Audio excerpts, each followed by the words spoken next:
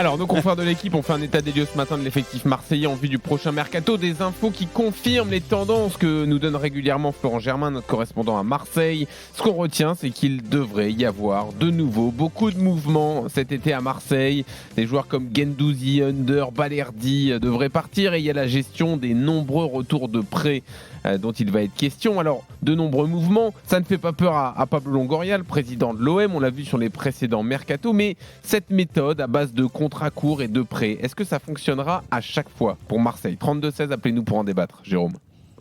Non, moi je pense pas. Je pense que ça fonctionnera pas à chaque fois. Il y a trop d'incertitudes quand tu reformes un groupe comme ça chaque année, que tu t'identifies pas assez à certains joueurs qui peuvent rester pendant X années dans un club. C'est important d'avoir des repères, que ce soit les dirigeants, que ce soit l'entraîneur, que ce soit les joueurs, que ce soit les supporters.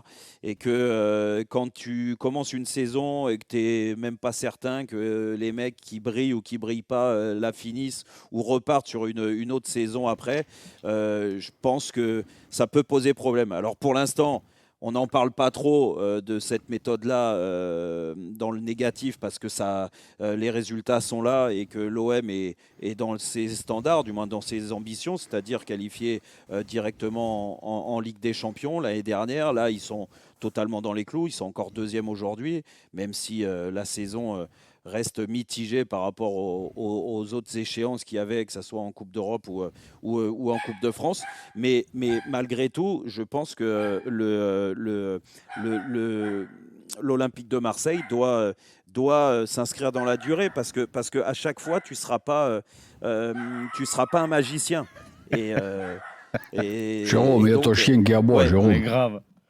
Bon, voilà. Bah, écoute, donc pour moi, le magicien, il peut pas fonctionner tout le temps, Pablo Longoria, comme ça.